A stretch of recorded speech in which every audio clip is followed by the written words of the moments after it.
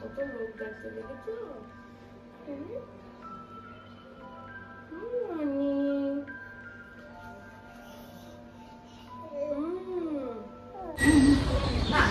Good morning. এখন বাজে হচ্ছে সকাল 8টা। আমি আর দিদি এখন ব্যালকনিতে আছি, আর এদিকে রেডি হচ্ছে, একটু সি বিচ যাব। তো এখানে সবাই রেডি হয়ে গেছে, আমরাই এখন রেডি হয়ে ব্যালকনিতে দাঁড়িয়ে আছি। সবাই রেডি হয়েছে, শুধু বাপানের রেডি হওয়া বাকি আছে। তো চলো বেরাই, তারপরে তোমাদের সাথে আবার ভিডিওতে দেখাচ্ছি। এই যে মাম্মামও রেডি হয়ে গেছে। ওমা ওকে টুপি। এখন আমরা একটু বেরিয়েছি সকালের ব্রেকফাস্ট করতে, দেখা যাক কি খাওয়া যায়। আর আজকের ওয়েদারটা কিন্তু দারুণ ছিল, যেমন ঠান্ডা ঠান্ডা ওয়েদার, তার সাথে ছিল মেঘলা। আর সমুদ্রের ধারে এসে তো আমি অবাক হয়ে গেছি, কি সুন্দর জলোচ্ছ্বাস। দেখো সকালবেলায় না দীঘার ওয়েদারটা একদম অন্যরকম থাকে, বিশেষ করে নিউ দীঘায়। এখন দেখো জোয়ার চলছে, আর জল একদম পা অবধি এসে পড়েছে। এখন বেলা বাজে 10টা, আর আমরা বাইরে থেকে এসেছি। আমাদের ব্রেকফাস্ট করা হয়নি, আমরা একটু চা খেতে আর একটু সকালবেলা একটু ভোরবেলায় বিচে গিয়েছিলাম। আর এখানে এদিকে ওর বাবা আর মাম্মাম ঘুমাচ্ছে, আমি আর তাতান এখন খেলা করছি, তাই না দাদা? হ্যাঁ। আর এদিকে আমি মাম্মামের জন্য আমি একটু সি বিচে যাবো, একটু বাজে চান করতে। খাবার এখানে বসিয়ে দিয়েছি, টেবিলে ও খাবার হচ্ছে। আর এদিকে আমিও ফোন তোমার রেডি হয়ে গেছি, একদম চান করতে যাব। দেখি যদি চান করার ইচ্ছা করে তাহলে চান করবো, না তো করবো না। কাকানকে নিয়ে যাব।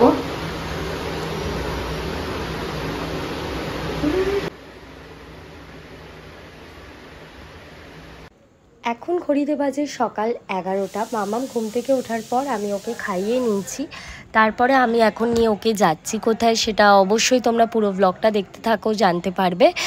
আর এখন হচ্ছে আমরা ওখানে পৌঁছে সবার আগে ঠিক করেছি একটু ব্রেকফাস্ট করব, কারণ সকাল থেকে আমি মা কেউ কিচ্ছু খাইনি, শুধু মাম্মাম খেয়েছে। তাতানেরও ভীষণ খিদে পেয়ে গেছিলো।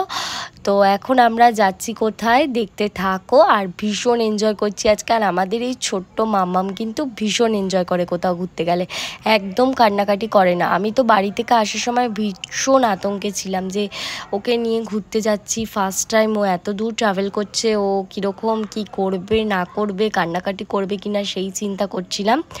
তো সেরকম ও একদম কান্নাকাটি করেনি। আর আমি যখন ওকে নিয়ে ঘুরতে গেছিলাম তখন কিন্তু ওর 9 মান্থ চলছিল। আর এখানে এসে ওকে একটা সানগ্লাস কিনে দিয়েছি। তারপরে আমরা এখন ব্রেকফাস্ট করছি। তো চলো এখন ব্রেকফাস্ট করে নিই, তারপরে আবার তোমাদের সাথে কথা বলছি।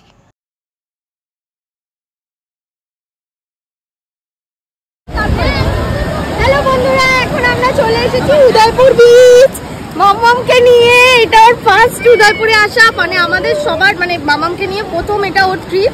এতক্ষণ বাদে মানে ফুললি একটু এনজয় করব। আর আজকে হচ্ছে ডে 2, সেটাই তোমাদের সাথে আজকে ব্লগে শেয়ার করব। চলো দেখতে থাকো, আসো দেখি। এই ভিডিও হবে। ও মামা এইদিকে দেখো, গুজুমা হ্যাঁ করুক। আর কি কাঁকড়া নিলে না? চিংড়ি 200 টাকা প্লেট, এটা 12 পিস থাকবে, সেটা 8 পিস থাকবে। এটা 12 পিস, ওটা 8 পিস চলো।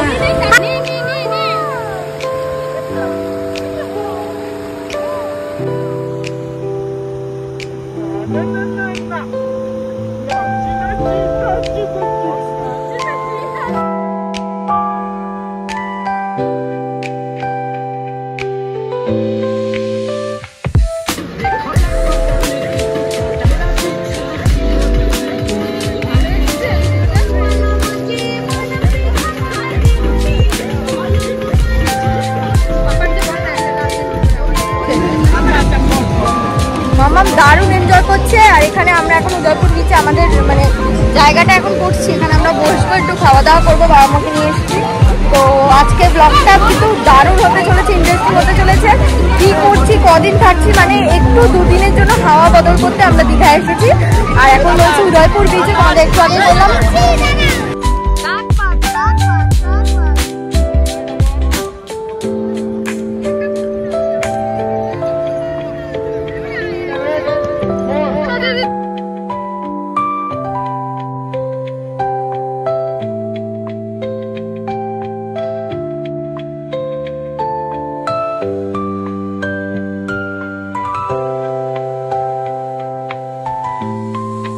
দেখার জন্য বেরিয়েছি। দুপুরবেলা চান করে কালো হয়ে গেছি, তাই জন্য ঘুম টুম দিয়ে এখন বেরিয়েছি।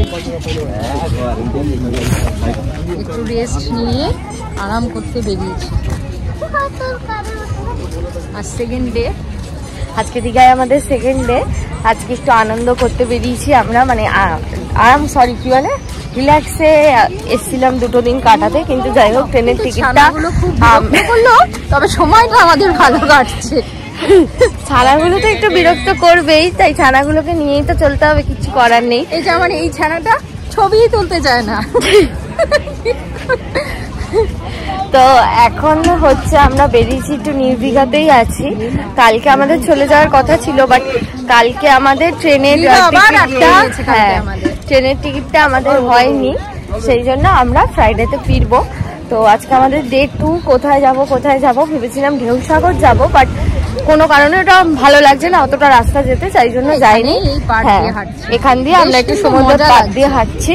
আর সত্যি কথা বলতে দীঘায় একদম ঠান্ডা নেই, একদম ঠান্ডা নেই। যেহেতু সমুদ্রের পাড়, এমনি গরম হয় বালি, কিন্তু একটুও ঠান্ডা নেই। তাই জন্য আমরা এখন সমুদ্রের পাড় দিয়ে হাঁটছি। আর সকালবেলায় আজকে উদয়পুর বিচে গেছিলাম, ভীষণ এনজয় করেছি। তোমরা তো দেখেছো কিন্তু উদয়পুর বিচে স্নানটা করো, দারুণ লেগেছে, দারুণ একদম। কারণ একদম ভালো লাগেনি, স্নান করে মজা পাইনি, কারণ বোল্ডার ছিল, এত পাথর ছিল যে নির্দিঘায় আমরা স্নানই করতে পারিনি। তাতান মোমো খাবি? পরে কেন, এখন খা। নাটক গুলো আর ভাল লাগে না।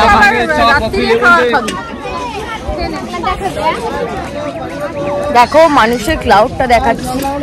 আজকে হচ্ছে 28 তারিখ জানুয়ারি, কিন্তু দেখো ভিড় দেখো জাস্ট।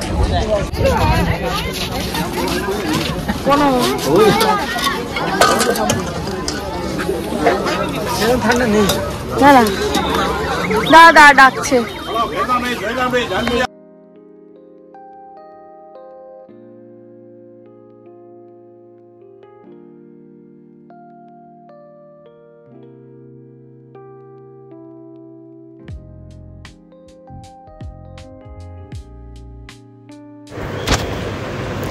আমি যতবার নির্দিঘায় এসেছি এই মাসির কাছ থেকেই মাছ কিনে খেয়েছি।